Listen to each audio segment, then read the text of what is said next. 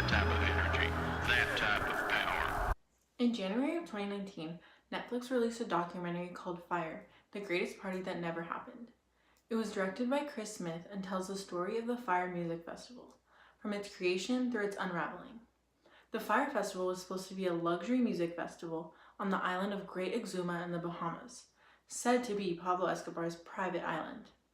It was founded by the CEO of Fyre Media Inc., Billy McFarland, and rapper Ja Rule, with the intent of promoting the Fyre app, which helps book music artists. The festival was promoted by very popular models and influencers such as Kendall Jenner, Gigi Hadid, and Emily Ratajkowski. 5,000 people spent thousands of dollars on tickets, luxury villas, and gourmet food. On the first weekend of the festival, arriving attendees were either stuck at the local airport, or if they were lucky enough to make it to the island, they had to wait hours in long lines for registration, and eventually a free-for-all to claim tents broke out. With problems relating to security, food, medical services, accommodation, and performers, the festival was canceled early the next morning. Attendees were promised either a full refund or VIP passes for the next year. I was interested in this topic because I remember seeing the pictures of the real festival all over social media when the events unfolded. In a few weeks, the story had faded, but I was still interested in what really happened. This is why I was excited when the documentary was released. After watching it, my initial reaction was that the whole thing was such a scam. But after more thought, I began to wonder, why did people fall into this idea of the festival so easily? On the surface, the Fyre Festival documentary seems to be about rich people abusing their power with false promises. However, when looking through a class lens, it is clear that there is a bigger issue of millennials being susceptible to the idea of wealth, especially when it is portrayed through social media. The festival sold 95% of tickets within the first 48 hours and was soon completely sold out. This was a huge accomplishment for a first-time music festival. How did they do this?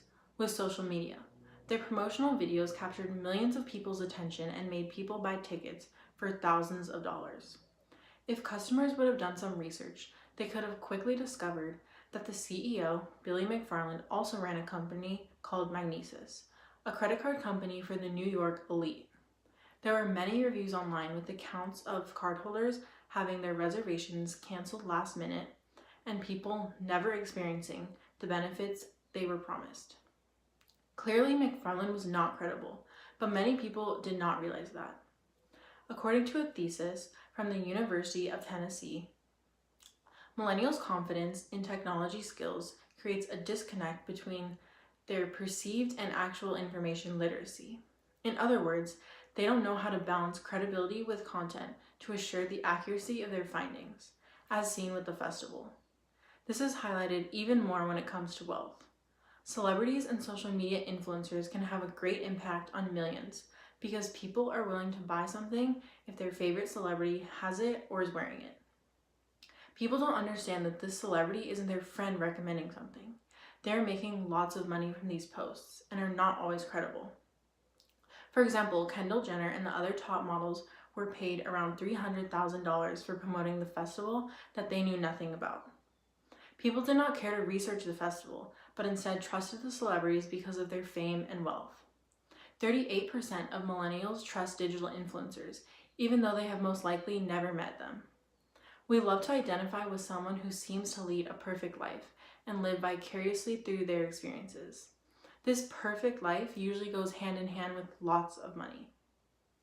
Even if people did not initially realize the Fyre Festival was not credible, there were several warning signs leading up to the festival. First, a Twitter page called Fyre Fraud was made to expose the lies of the festival, posting real pictures of the development. Although the Twitter was credible with real images, it did not go viral. Also, a website, fyreK.com, was created to expose the festival. It was fed direct information from a top organizer and had photos of the unfinished site. People didn't pay much attention to these and most likely thought they were not credible.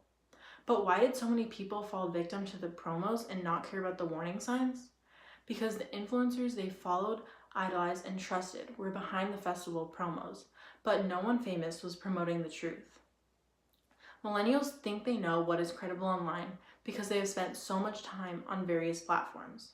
This false sense of skepticism has rendered millennials more susceptible to false, misleading, or even manipulative media messages. Class and wealth can be very powerful because when people look up to or idolize someone, they think they are credible and trust them. Everyone knows the saying, don't believe everything you see online, but often we forget this when it comes to our favorite celebrity or influencer. This issue is deeper than just the Fyre Festival. Our society and generation are being molded by social media.